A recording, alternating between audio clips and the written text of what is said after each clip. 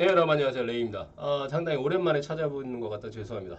더워라. 아직 에어컨을 좀 틀어야 되는데 에어컨을 틀면 좀 소리가 심해서 좀 잡음이 들어갈까봐 에어컨도 그렇고 선풍기도 다 끄고 제가 좀 쉬는 동안 일본 쪽 방송이나 뉴스 같은 거를 계속 모니터링을 하고 있었는데요.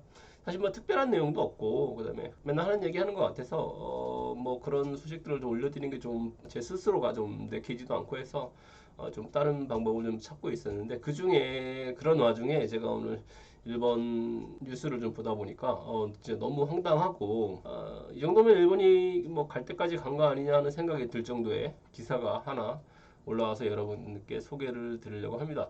진짜 너무 심각한데요. 여러분 같이 한번 찾아보실까요? 야후재팬 들어가겠습니다. 요게 야후재팬 메인 화면입니다. 여러분 많이들 보셨겠지만 여기서 이제 제가 이제 여러 국제란을 들어가게 되면 이렇게 이제 뭐 여러 가지 그 중에서 이제 국제 코멘트 랭킹 좀 3위 지금 3위가 되어 있는데요. 요 세 번째 거 지금 뭐 2등하고 3등이 다 한국 관련 소식이니까 그냥 세 번째 요거 한번 보겠습니다.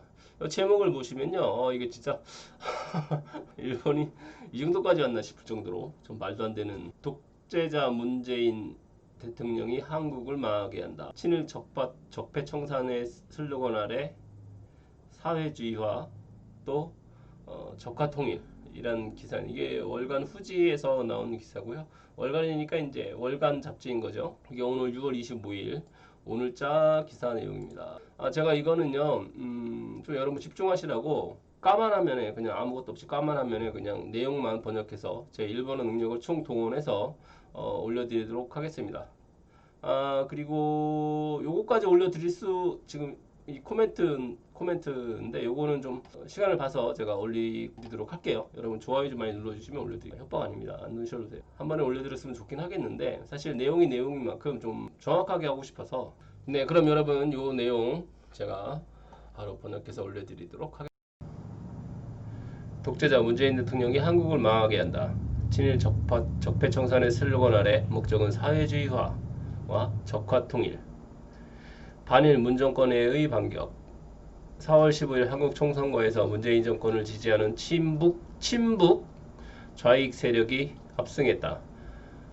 문재인 대통령은 취임 직후부터 적폐청산의 슬로건 아래 재벌이 지배하는 한국형 자본주의를 부정하고 친일파 숙청의 피해 길을 걸어왔다.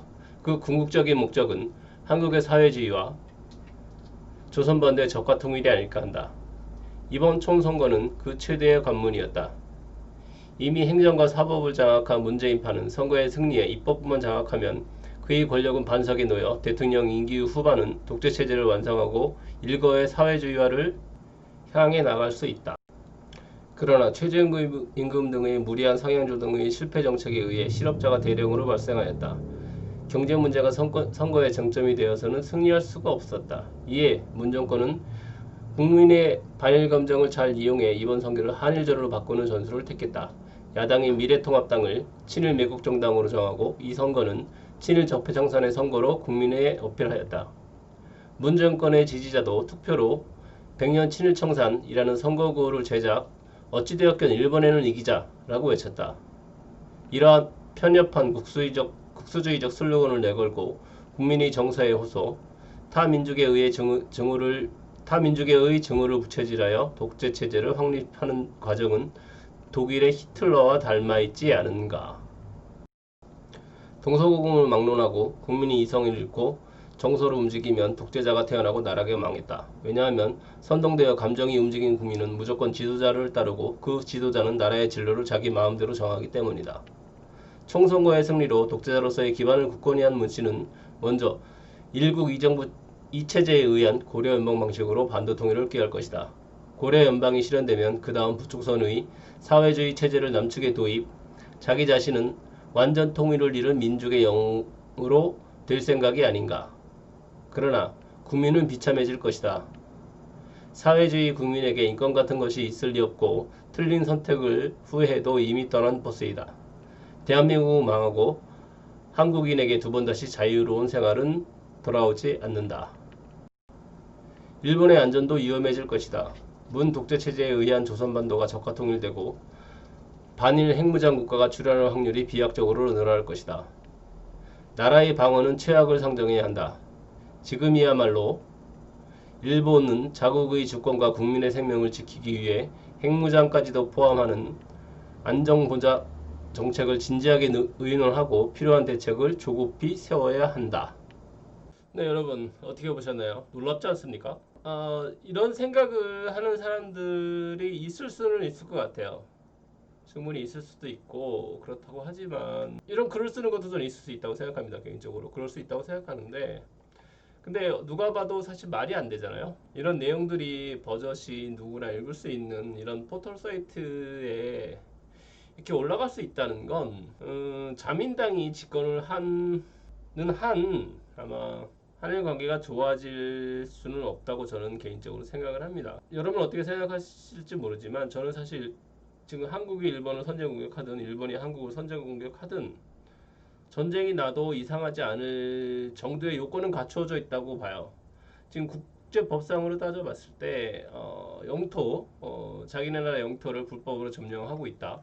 혹은 다른 나라가 자기네 나라 영토를 불법적으로 자기네 땅이라고 우긴다고 하거나 그러면 사실 전쟁을 할 수 있는 요건이 갖춰지는 거거든요. 그렇게 생각하면 일본은 중국하고도 전쟁을 할 수 있고 당연히 우리나라하고도 전쟁을 할 수 있습니다. 물론 뭐 여러 가지 국제 정세상 쉽게 전쟁이 일어날 수는 없겠지만 가능성도 충분히 저는 있다고 개인적으로 생각을 하고요. 그 다음에 요 코멘트 댓글을 또 제가 이제 일본 이런 뉴스나 댓글을 읽으면서 특히 댓글을 읽으면서 느끼는 부분인데, 제가 이렇게 좀 일본 사이트를 좀 보고 난 이래 이런 기사가 올라오면 원래 좀 반대의 글도 꽤 올라왔었거든요. 찾아보면 한 20-30% 정도는 그래도 반대 글을 쓰긴 했었는데 요즘은 거의 100%입니다. 이른바 혐한들의 댓글 내용이 100%예요. 이렇게 보시면 지금 여기 보시면 3626에 반대 75라고 써있는데 이 75라는 분들이 혐한이 아닌 분들이라고 생각을 하는데 일본 이제 전통이라고 해야 될까, 일본 그 특유의 그 자기 의견을 내지 않는 그런 것들이 점점 더 이제 그 얘네들 그 혐한들의 세력이 커져서 이런 세력들 어떻게 뭐 어쩌지도 못하는 단계까지 와 있는 것 같아요. 이런 것들을 보면 일본이야말로 진짜 독재의 길을 가고 있고 진짜 위험한 상태까지 갈 수밖에 없지 않을까 하는 게 저의 생각입니다. 이 내용은 제가 내일 다시 한번 번역을 해서 올려드리도록 하겠습니다. 그럼 저는 내일 다시 찾아오겠고요. 오늘 긴 글 읽어주셔서 감사합니다. 그럼 내일 다시 뵐게요. 새끼 고만.